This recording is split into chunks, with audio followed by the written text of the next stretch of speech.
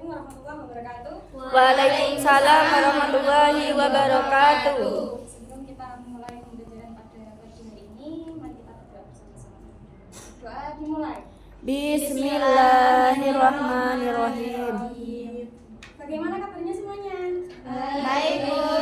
Baik ya. Ada yang berhalangan hadir hari ini? Ada. Oh, ada. Ada, Ibu. Banyak. Satu. Kenapa kira-kira ya? Izin. Bolos, Bu, bolos. Bolos, Bu. Nampak ketelasan. Semoga diberi semangat belajar lagi ya mereka. Iya. Udah selamat semuanya? Belum.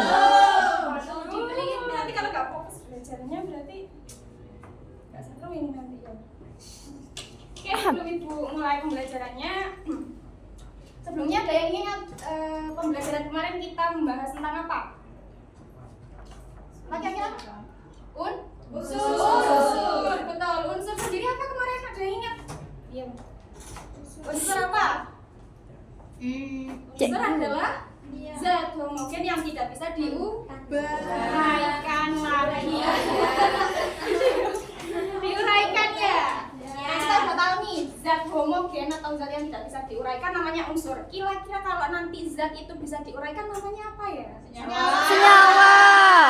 Sekali, senyawa. Jadi hari ini kita akan membahas lebih lanjut mengenai senyawa itu apa. Apa yang kita pelajari hari ini? Ya, ini ada pengertian senyawa, ciri senyawa, jenis senyawa, dan contoh penggunaan senyawa. Jadi tujuan pembelajarannya sendiri juga ya senyawa berkaitan ya. Mengenai kita nanti akan mengetahui tentang pengertian senyawa apa, ciri senyawa apa, jenis senyawa bagaimana saja. Habis itu contoh dan mampu menganalisis kegunaan senyawa di kehidupan sehari-hari itu seperti apa. Nah, sebelum itu lanjut mungkin dari yang udah disebutkan tadi. Tahu apa enggak pengertian senyawa sendiri itu apa? Tadi disebutkan tadi. Ya apa ya coba? Ya. Kok ngudung? Apa tadi senyawa adalah? Diuraikan. Sudah ya. Betul. Tapi lebih tepatnya senyawa sendiri adalah zat kimia yang terbentuk dari dua atau lebih unsur yang mereka itu digabungkan melalui reaksi kimia tertentu. Pemisahannya juga melalui reaksi kimia tertentu. Itu sudah mengenai pengertian senyawa, kita masuk ke ciri senyawa. Ciri senyawa sendiri ada banyak ya. Yang pertama yakni komposisinya selalu tetap. Contohnya apa? Kayak H2O atau air. Berarti kalau H2O terdiri dari apa saja? Hidrogen dan oksigen. Betul, dua atom hidrogen dan satu atom Oksigen. Oksigen. Air komposisinya selalu itu. Kalau dia udah tiga ini lagi, maka dia bukan air. Mungkin air raksa atau air berkarbonasi atau air lainnya. Ya. Terus selanjutnya yakni sifat berbeda dari unsur penyusunnya. Maksudnya gimana? Jadi contohnya tuh kayak garam dapur. Apa garam dapur fungsi kimianya? NaCl. Nah, saat NaCl ini diurai ya menjadi senyawa sendiri-sendiri, dia kan terdiri dari natrium dan klorida. Natrium sendiri adalah logam reaktif dan klorida adalah zat beracun. Tapi saat dia kemudian diikat oleh gaya tertentu, dia menjadi zat yang bahkan aman untuk dikonsumsi. Itu selanjutnya yakni proses pembentukan senyawa terbentuk melalui reaksi kimia. Reaksi kimia apa saja? Ada kovalen, ya. Itu ada ionik dan ada logam. Nah, senyawa apa? Pembentukan itu tadi, reaksi kimia tadi nantinya akan mengikat unsur-unsur penyusunnya. Selanjutnya kita membahas mengenai jenis senyawa. Ada yang tahu jenis senyawa ada berapa? Senyawa. Ada tiga. Betul. Ketiga, ya. Apa saja? Yang pertama ada senyawa ionik, yakni dia ini terdiri dari ion-ion. Ada ion positif, ada ion negatif. Ion positif apa namanya? Ada yang tahu? Ion positif, betul, kation ya. Dan ion negatif adalah anion. Nah, kemudian tadi kan melalui gaya elektrostatis, yakni seperti contoh natrium klorida atau garam dapur. Selanjutnya yakni ada senyawa kovalen, yakni terdiri dari atom-atom yang berbagi pasangan elektron melalui ikatan kovalen. Contohnya yakni air dan karbon dioksida. Yang terakhir yakni senyawa logam terdiri dari atom logam yang berbagi elektron secara bebas dalam struktur kisi logam. Contohnya ada tembaga Cu dan Besi. atau Fe ya. Selanjutnya yakni kita masuk ke contoh senyawa dan kegunaannya. Dari tadi yang disebutkan mungkin apa? Yang diingat contoh senyawa? Apa saja tadi? Contoh senyawa, garam, betul. Ada apa lagi tadi? Air. Apa lagi? Ya, ada besi, ada tembaga. Roda. Clorida. Oh, clorida. Ya, Bu.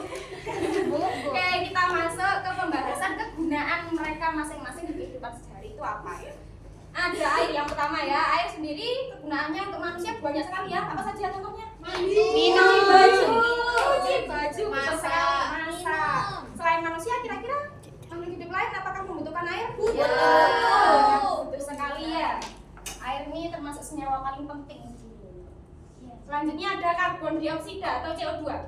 Kalau di kehidupan manusia tahu apa kegunaannya? Tidak ada Bu, dia racun gitu ya. Mungkin kepikirannya ya. Tapi memang secara kalau kita bisa menggunakan lebih tepat, yaitu juga sangat membantu kehidupan manusia. Kehidupan manusia seperti seperti gas pemadam kebakaran ya. Kalau kalian ingat kan api itu dia bisa padam saat dia kekurangan oksigen. Jadi gas pemadam kebakaran itu diisi sama CO2. Seperti itu. Ya. Oh. Yang terakhir yakni natrium klorida atau garam dapur. Kegunaannya apa? Masak. Itu asinan. Ada juga pengamen makanan. Contohnya pengamen makanan di depan. Ikan asin. Selain itu apa ya? Apa ya? Ikan asin ya. Kalau ikan udah diasinkan atau diawetkan biasanya bisa bertahan berbulan-bulan. Oke, sudah selesai pemaparan materi hari ini. Mungkin ada yang mau ditanyakan? Sudah paham semua. Berarti ibu guru yang mau mengetes apakah kalian benar-benar paham? Ibu kasih kuis hari ini dilakukan secara berkelompok ya. Dalam satu kelompok bisa terdiri 3 sampai 4 orang, sebelah bangkunya atau depan bangkunya ya. Ini kelompok 1, kelompok 2, kelompok 3 ya. Oke. Yang mendapat poin paling banyak mendapatkan nilai tertinggi pada latihan soal hari ini. Siap? Siap. Ya, cepet-cepetan ya. Angkat tangan yang paling cepat dan yang paling benar dapat poin. Soal pertama. Senyawa terdiri dari 2 atom. 2 atom salah, kurang tepat. 2 unsur kurang tepat. Iya. Kurang dikit lagi. 2 unsur titik apa? 2 unsur yang berbeda. Kurang tepat. 2 unsur tertentu.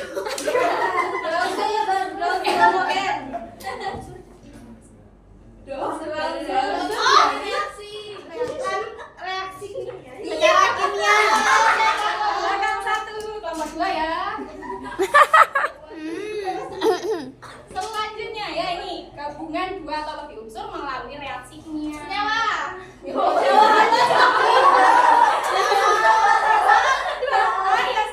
Senyawa terdiri atas unsur apa saja? Hidrogen dan hidrogen. Oke, kelompok 1 dapat 1. Karena saatnya tinggal 1 dan kelompok 1 2 seri, maka kita Pertanyaan terakhir ya. Apa ini jawabannya? Natrium klorida termasuk dalam jenis senyawa apa tadi? Kita tahu. Bu. Iya nih. Betul. Dapat nilai tertinggi ya. Untuk kelompok lain tak boleh berkecil hati aja. Bisa nanti kesempatan selanjutnya digeser posisinya. Terima kasih pembelajaran pada pagi hari ini. Semoga apa yang kita pelajari dapat bermanfaat. Hadiahnya apa? 100 itu tadi. Dapat bermanfaat. Jangan lupa buat review lebih lanjut mengenai pengertian senyawa tadi ya. Jangan lupa bikin literatur review untuk pembelajaran selanjutnya yakni materi campuran. Terima kasih. Bu Andri, doa terlebih dahulu ya. Berdoa mulai. Alhamdulillahirabbil alamin. Assalamualaikum warahmatullahi wabarakatuh. Waalaikumsalam warahmatullahi wabarakatuh. kasih Bu.